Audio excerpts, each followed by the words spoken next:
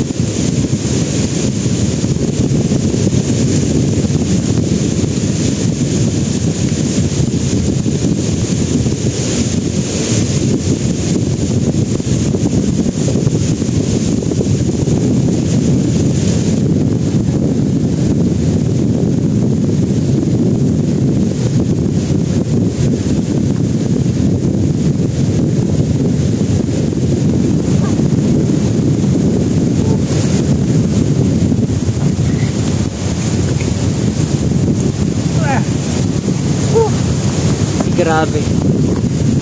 Medyo pahirapan ngayon yung ano natin dahil medyo mahangin. Expected ko naman talaga na mahangin yung mapupuntahan nating lugar o mapagkakampingan. Kaya yun, medyo struggle sa pag set up pa lang ng tent. Paano pa kaya mamaya pagka magsaing na ako o magluto na ng ano. Pero palagay ko dito naman sa likod ng dito sa ayan o, nga ba yun, palagay ko dyan ako magluluto ng ano, at least matatakpan ng hangin ng puno yung hangin. Pero kung ano pa man, gagawan natin ng paraan. Basta yan lang muna yung magiging ano natin. Pero mamaya ewan ko kung ano yung magiging ano, basta binabalik-balikan ko tong lugar na to. Ewan ko kung bakit nagagandahan kasi ako dahil payapa, ano lang, walang ingay. That's pure nature lang ba, pure nature. Tapos kung meron mga tao kunti lang, ito yung mga namamasyal din. Minsan may nagka-camp din, minsan may nakikita ko dito nagka-camp. Tapos doon, yun yung ano niya, yung lugar dito. Kaya gustong-gusto ko to. Isa to sa may re-recommend ko na sa mga gustong sa mga naghahanap dito sa Samar area, particularly dito sa Eastern Samar sa Sulat. Ito yung isa sa i-recommend ko na campsite.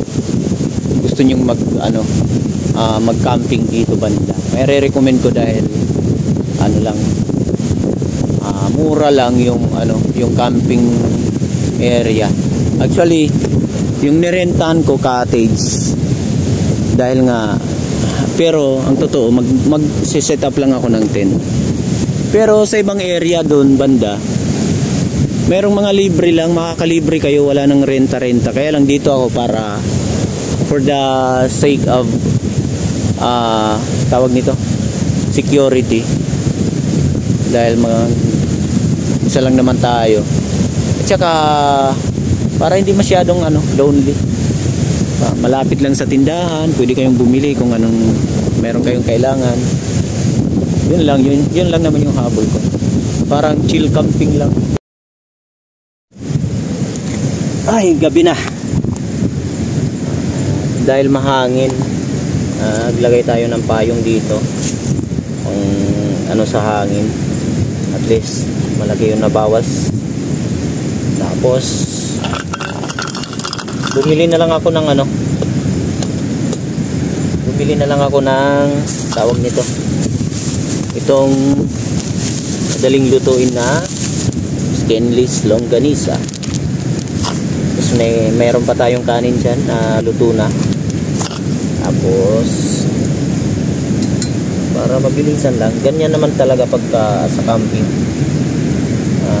mostly mga halos instant para hindi masyadong struggle.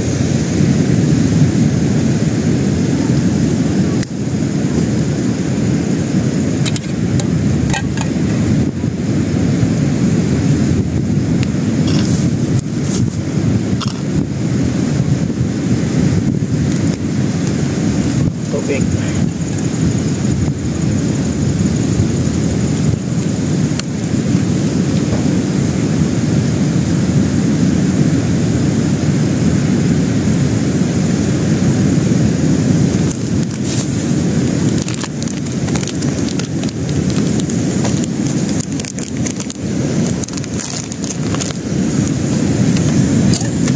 Ay, tumba na.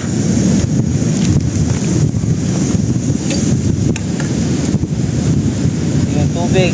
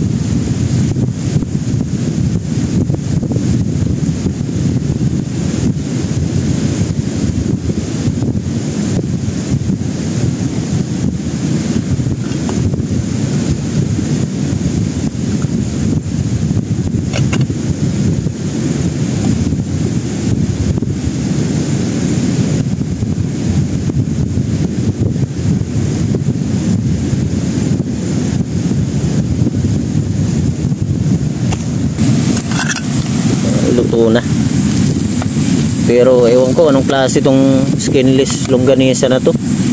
Parang China pon eh. Alam niyo yung China pon na skinless, yung peke ba? Peke. Hindi man lang nagmamantika. Parang harina to yung ginawa. Ay nako. Pero sige lang, dito na tayo. Luto na. Chow time na.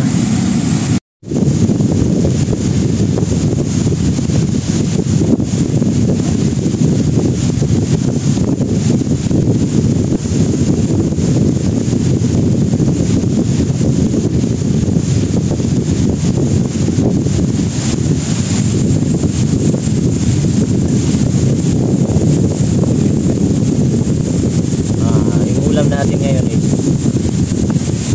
skinless longganisa, at saka meron akong gulay na binili ko na lang para hindi na ako magluto-luto dahil sa mahal, para mabilisan lang.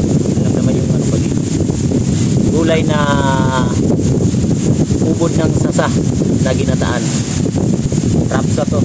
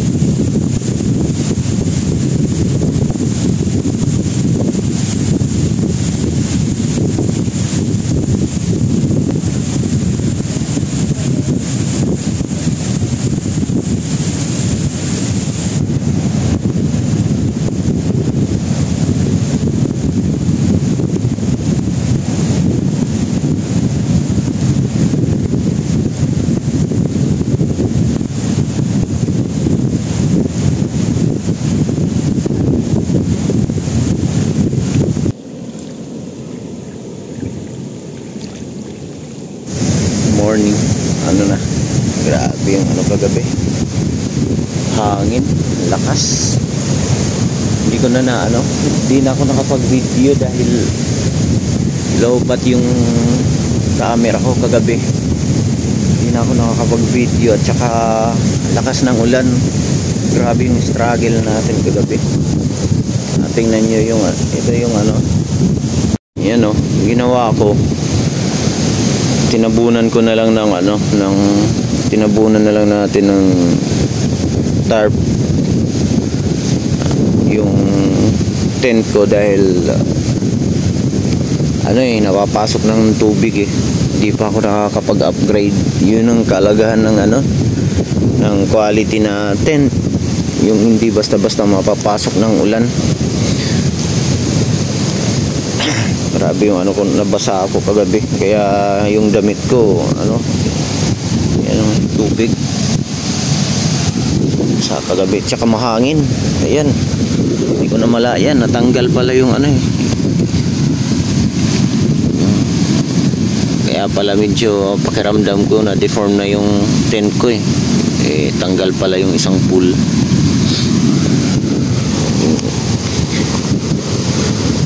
Yan, pero pag kagising naman, napakaganda, napakapayapa, ganda ng lugar. Kaya may sasuggest ko talaga itong lugar na to. Tahimik lang, payapa. Sa susunod loobin, baka doon try ako mag-camp. Ang daming ibon doon, daming ibon. Yan, hindi masyadong kita sa camera. Daming ibon na puti. Kanaway ba yun or anong tawag nun?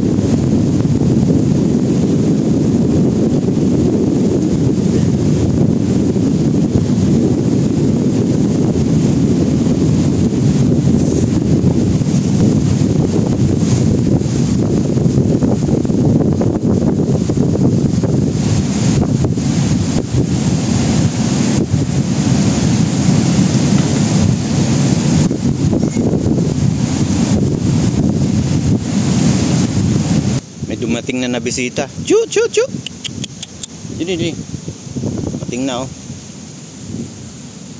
Alisto Alisto, malaki na 'yung naibigay ko sa iyo. Yeah. Ikaw 'yung unang bisita.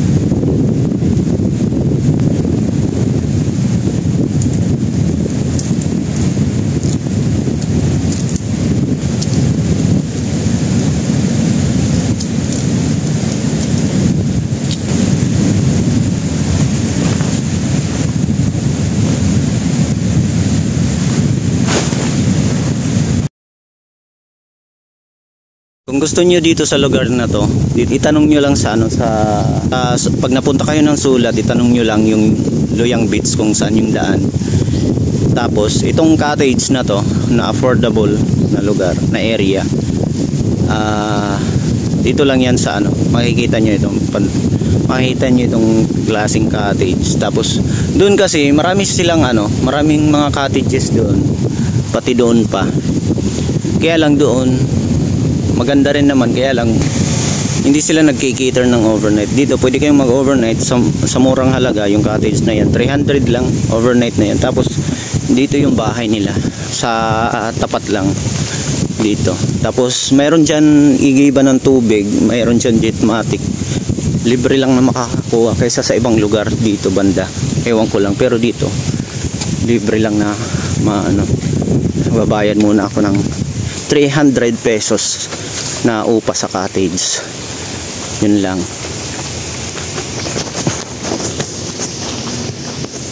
Maupay kuya, ate, di man. Maupay, ate, ay, good morning po. Good morning. Kami nilang alaga dito. Opo, shoutout kila ate at kina kuya.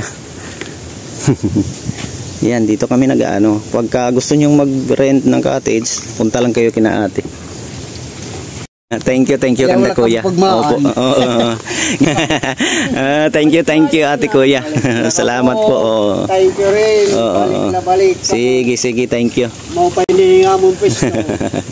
Sige kuya, thank you. Thank you.